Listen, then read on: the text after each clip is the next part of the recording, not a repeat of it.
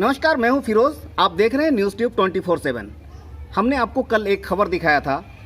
UPSC ranker Abhishek Kumar जब गांव पहुंचते हैं तो उनका भव्य स्वागत होता है, और कल काफ़ी व्यस्त होने के कारण मैं उनके साथ इंटरव्यू नहीं कर पाया था। और हमने अपने दर्शकों से ये वायदा किया था कि कल हम फिर मुलाकात करेंगे अभिषेक से और उनके साथ इंटरव्यू करके जानेंगे कि कैसे और क्या उन्होंने किया कि आज वो इस मुकाम पर पहुंचे हैं। तो अभी मैं जगमाल बिघा गांव में हूं। ये अभिषेक कुमार का गांव है जो यूपीएससी रैंकर हैं। मैं आपको बता दूं, यूपीएससी में अभिषेक ने 452वां रैंक हासिल किया है, और मिला जुला करके इस रैंक के साथ अभिषेक ने यूपीएससी की एग्ज़ाम को फतह कर आज इस मुकाम को हासिल किया है। तो आइए हम बात करते हैं अभिषेक कुमार से।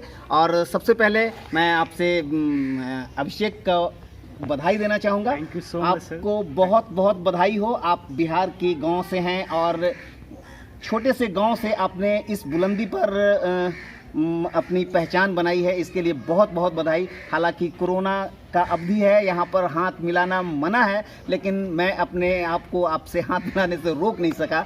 और सबसे पहले मैं चाहूँगा कि आप अपने बारे में निजी बातें बताएं। मसलन आपकी पढ़ाई लिखाई कहाँ हुई, कैसे हुई, कब हुई, इसके बारे में बताएं। मेरा नाम अभिषेक है और मैंने 10th तक की पढ़ाई यहीं अपने ग्रामीण स्कूल से किया था, और वो बिहार स्कूल एग्जामिनेशन बोर्ड से हिंदी मीडियम से ही मैंने 10th तक की पढ़ाई की थी।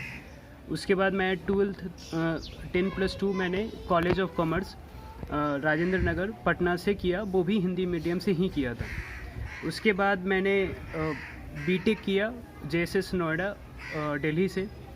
उसके बाद जो कि 2016 में कंप्लीट हुआ। उसके बाद मैंने कुछ समय के लिए विप्रो कंपनी में एज ए प्रोजेक्ट मैनेजर काम किया था। फिर लेकिन मेरे मन में था कि मुझे सिविल सर्विसेज करना है, तो मैं वहाँ से रिज़ाइन करके मैं दिल्ली चला गया था सेल्फ स्टडी करके। वहाँ से आज मैं यूपीएससी में 492 रैंक प्राप्त किया।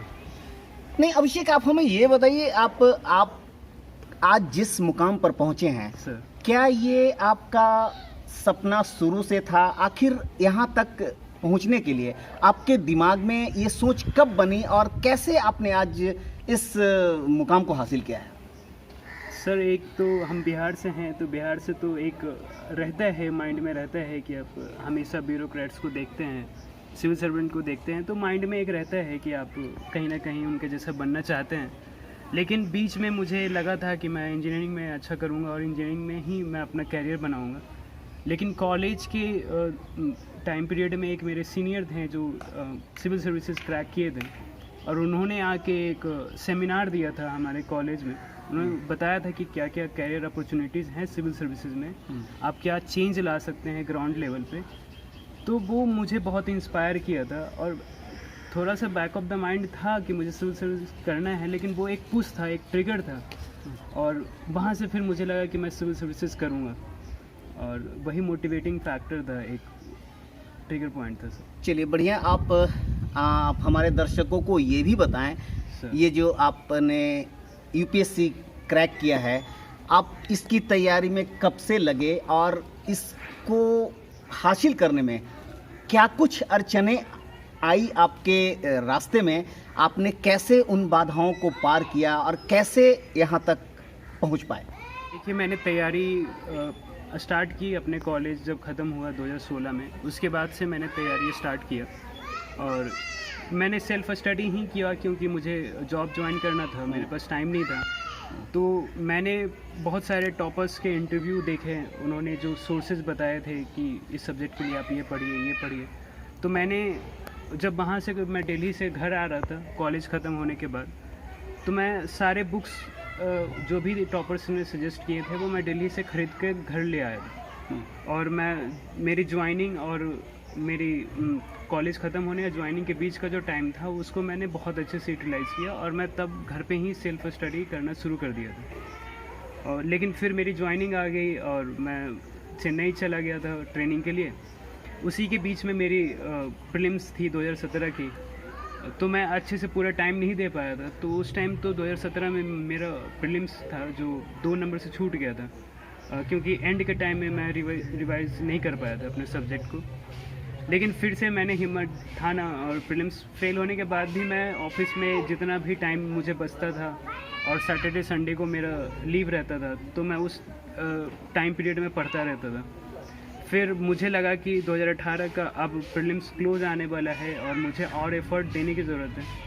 तो फिर मैंने डिसाइड किया कि मैं जॉब क्विट करूँगा और फिर उसके बाद मैं दिल्ली चला गया।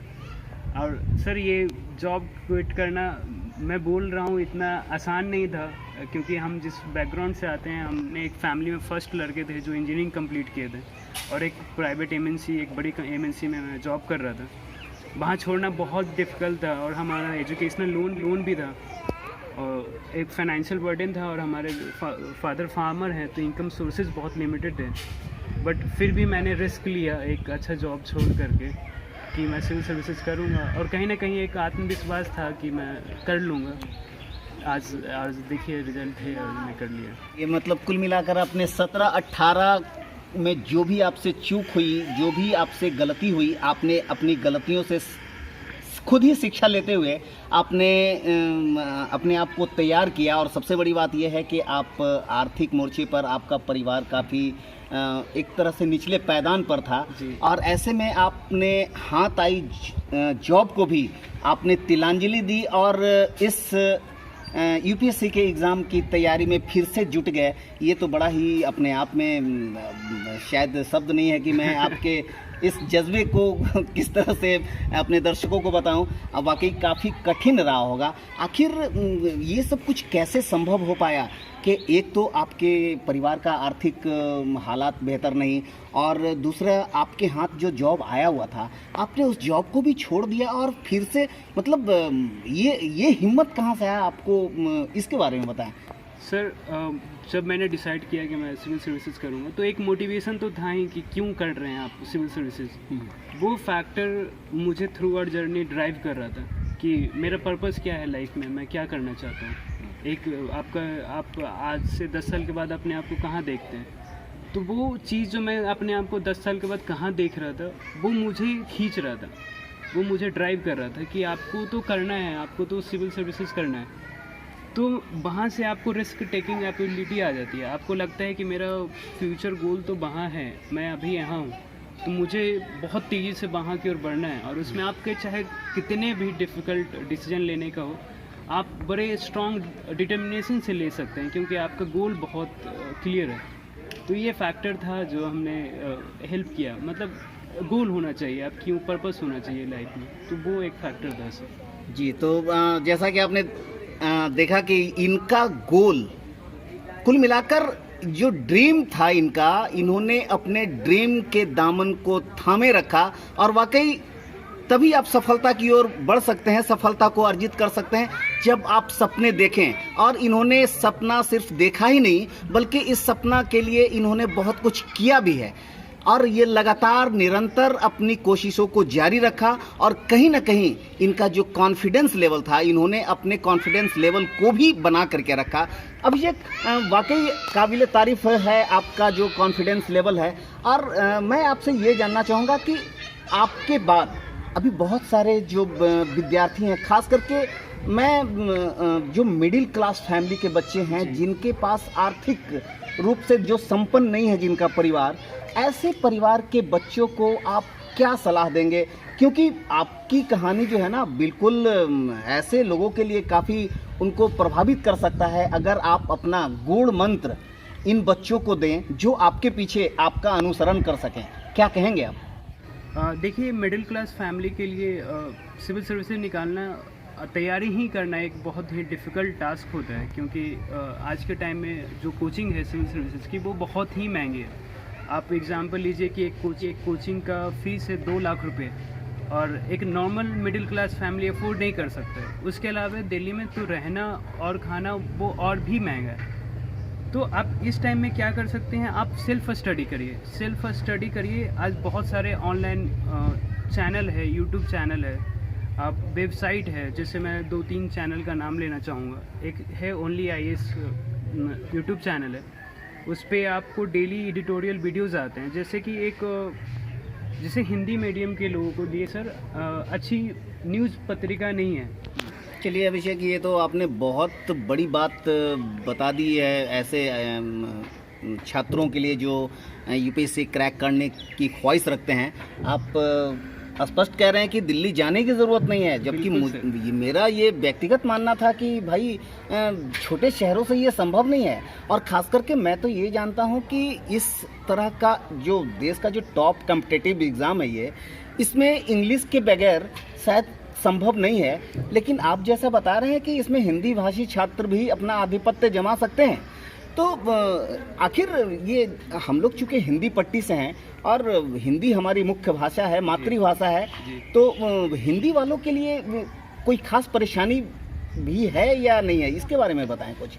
सर देखिए, पहले तो हिंदी जो मीडियम से होते थे उनका बहुत अच्छा सिलेक्शन होता था, लेकिन पिछले 4-5 सालों में ऐसा हुआ है कि जो यूपीएससी का पैटर्न है एग्ज़ाम का वो बिल्कुल बदल गया है। अब बहुत ही डायनेमिक क्वेश्चंस आते हैं, तो उस जो डायनेमिक क्वेश्चन को आंसर करने के लिए जो आपको कंटेंट चाहिए, जो स्टडी मटेरियल चाहिए, वो सर आजकल हिंदी में कम अवेलेबल है।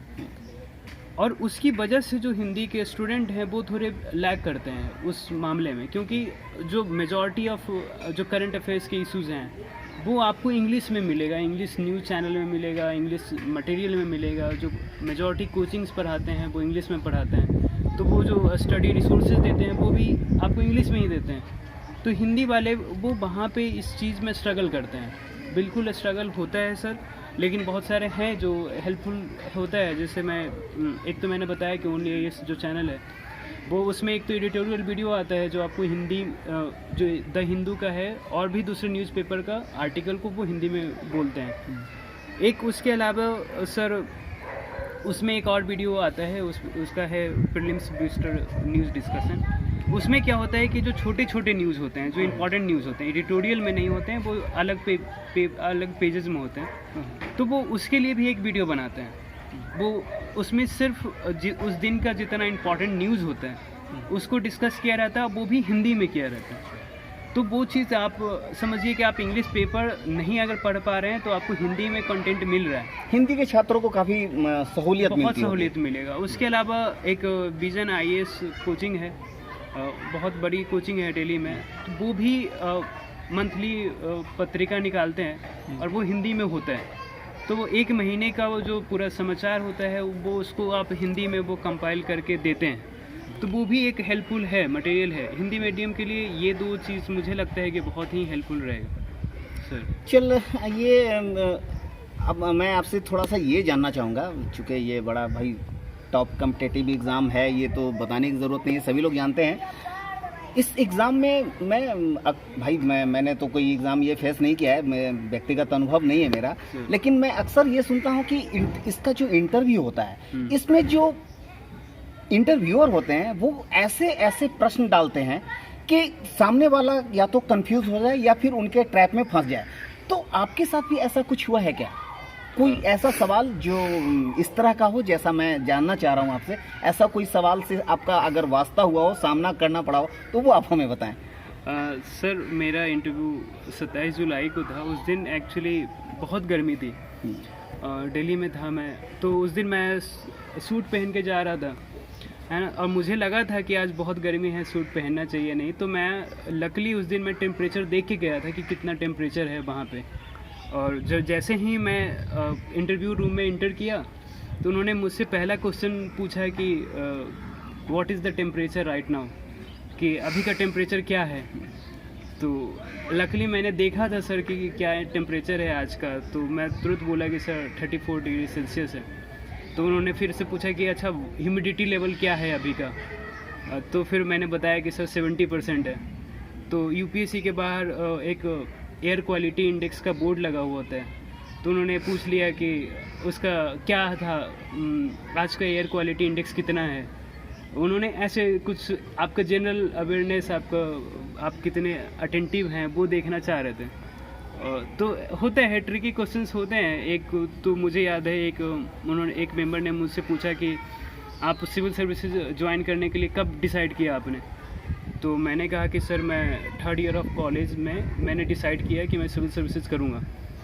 तो उन्होंने कहा कि अच्छा, तो आपने 4th ईयर में जब जॉब के इंटरव्यू में बैठे होंगे तब तो आपने झूठ बोला होगा कंपनी को कि आप कंपनी ज्वाइन करना चाहते हैं, जो कि आप तो लेकिन सिविल सर्विसेज तैयारी कर रहे हैं। तो ऐसे ट्रिकी क्वेश्चन थे, वहाँ पे अनएक्सपेक्टेड था, लेकिन मैंने टैकल किया सर।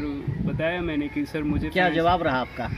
सर मैंने बोला कि sir I had financial issues, मेरे फाइनेंशियल इश्यूज़ थे और मैं सोचा कि मैं दोनों को बैलेंस करूं, मैं जॉब को भी बैलेंस करूं और मैं अपना प्रिपरेशन भी करता रहूं। और सर मैंने अपने जब भी जॉब में रहा हूं मैंने 100% दिया था, वहाँ पे भी मुझे अवार्ड मिला था जॉब में भी। तो मैं जॉब में अपना 100% देता था और वो कंपनी मुझे सूटेबल फाइंड की। उन्होंने जो भी क्वेश्चन कंपनी के रिगार्डिंग पूछे वो मैंने सारे आंसर किए थे। और रही बात ये पूछने की कि मैंने इंटरव्यू में क्या बोला था जॉब के, तो एक्चुअली उन्होंने पूछा नहीं था कि मेरा बैकग्राउंड क्या है, आपके लॉन्ग टर्म प्लान क्या है। जो मेरा इमीडिएट प्लान था उनके बारे में उसने पूछा और मैंने आंसर किया था। तो एक्चुअली इसी को मैं थोड़ा डिफरेंट फॉर्म में फॉर्मुलेट करके बोला था। चलिए, तो अभिषेक, अभी आप जिस इलाके से हैं, बड़े लंबे अवधि के बाद इस इलाके से किसी ने यूपीएससी एग्ज़ाम को क्रैक किया है। वाकई आप बधाई के पात्र हैं इसके लिए कि आपने पूरे इलाके का मान सम्मान बढ़ाया है। और जाहिर सी बात है एक छोटे से गांव से इतनी ऊंची उड़ान भरने वाले शायद आप लंबी अवधि के बाद पहले व्यक्ति हैं और इसके लिए भी आप बधाई के पात्र हैं। और मैं चाहता हूं कि आप प्रेरणा स्रोत बने अपने क्षेत्र के युवाओं के लिए। जरूर। तो आपके पीछे युवाओं की फौज खड़ी है और उनमें से कईयों का सपना होगा कि वो यूपीएससी क्रैक करें। तो ऐसे लोगों को आप कुछ मूल मंत्र देना चाहेंगे? देखिए सर, मैं तो यही कहना चाहूँगा कि जो भी एस्पिरेंट हैं, जो तैयारी करना चाहते हैं, उनके लाइफ में एक गोल होना चाहिए। आप गोल को देखिए कि एंड गोल क्या है आपका और उसके अकॉर्डिंग आप काम करते रहिए। आप अपने फेलियर से मत डरिए। फेलियर तो लाइफ में बहुत आएगा। हमने भी लाइफ में फेलियर्स देखे हैं, हर किसी ने लाइफ में फेलियर देखा, लेकिन जीता तो वही है जो फेलियर से आगे बढ़ा है। तो आपको छोटे छोटे फेलियर से नहीं डरना है। और रही बात, कभी कभी सेल्फ डाउट आता है सर, जैसे कि इंजीनियरिंग बैकग्राउंड के बच्चे हैं वो ज़्यादा निकालते हैं सिविल सर्विसेज, जो इंग्लिश बैकग्राउंड के बच्चे हैं वो ज़्यादा निकालते हैं। तो इस टाइप के जो डाउट्स हैं उसको आप हटाइए, अपने दिमाग से हटाइए बिल्कुल। देखिए इस बार भी एक बिहार की ही लड़की हैं, वो उन्होंने हिंदी मीडियम से दिया है और वो निकाली है, सिविल सर्विसेज निकाली हैं। तो ऐसे बहुत सारे लोग हैं जो हिंदी मीडियम से निकाल रहे हैं। तो आपको एक्सक्यूज़ नहीं ढूंढना है, मैं गांव से हूँ, मैं स्कूल स्टेट बोर्ड से किया है, सीबीएसई से नहीं किया है, मेरी इंग्लिश अच्छी नहीं है, मैं इंजीनियरिंग नहीं किया है। ये सब आप छोड़ के आप बस अपना एंड गोल पे फोकस करिए कि मुझे तो सिविल सर्विस निकालना है और उसके लिए मैं हर चीज़ करूँगा। तो एंड गोल रखिए। और दूसरा मैं कहूँगा कि डिस्ट्रैक्शन कम रखिए अपने लाइफ में। जैसे सर मैंने अपने प्रिपरेशन में, मैं 2016 के बाद से मैं प्रिपरेशन कर रहा हूँ, तो मैं सोशल मीडिया पे नहीं था सर। मैंने कॉलेज जिस दिन मेरा एंड हुआ उस दिन मेरा लास्ट था सोशल मीडिया का, और उसके बाद से मैंने यूज़ नहीं किया था। और जब मेरा हुआ है तो जिस दिन रिज़ल्ट आया उस दिन मैंने सोशल मीडिया अकाउंट खोला और मैंने पोस्ट किया था। वाह। तो देखिए क्या है ना कि जब आप ये सब देखेंगे तो आपका एक माइंड डाइवर्ट होगा, आप अननेसेसरी किसी को देख के आप इधर से इधर हो जाएंगे। मान लीजिए किसी का सक्सेस है, कभी कभी तो दूसरे के सक्सेस से भी हमें वो लग जाता है, हम हताश हो जाते हैं कि उनका तो हो गया, हमने तो अभी तक कुछ नहीं किया। तो ये सब से आप अपने आप को आइसोलेट रखिए नेगेटिविटी से और अपने काम पे फोकस करिए। और देखिए जब अगर आप सक्सेस हो जाएगा तो आपका सोशल मीडिया पे फॉलोअर्स होंगे, आपके फ्रेंड नहीं होंगे, फॉलोअर्स होंगे। बिल्कुल। तो चलिए, ये तो वाकई आपने बहुत मज़ेदार बात बताई कि फेलुअर, खास करके फेलुअर से डरने जैसी कोई बात नहीं होनी चाहिए आपके दिमाग में अगर आप कुछ फतह हासिल करना चाहते हैं तो। और बात भी सही है, हिम्मत मर्दा मदद खुदा। अगर आप हिम्मत करेंगे तो शायद तभी ऊपर वाला भी आपकी मदद करता है। और सबसे बड़ी बात, इन्होंने जो एक नसीहत दी है और वो नसीहत है सोशल मीडिया से दूरी। जैसे कोरोना काल में सोशल डिस्टेंसिंग की बातें की जाती है ना, अगर आप अपनी ज़िंदगी में वाकई अगर सफलता अर्जित करना चाहते हैं तो आपको सोशल मीडिया से डिस्टेंस अपनाने की ज़रूरत है। तो अभिषेक, आपका बहुत बहुत धन्यवाद, आपने you so हमें much, हमें समय दिया और लंबी बातचीत की आपने, और इसके लिए हम आपको शुभकामनाएं देते हैं। और हमें इस बात की भी शुभकामना आपको देना चाहेंगे कि ज़िंदगी में आप चाहे जिस पद पर रहें, जहाँ भी रहें, आप बेशक, मुझे यकीन है, विश्वास है कि आप वहाँ भी अपने परचम को ज़रूर लहराएंगे। बिल्कुल सर। और बेस्ट ऑफ लक आप। Thank you sir. चलिए, बहुत बहुत धन्यवाद।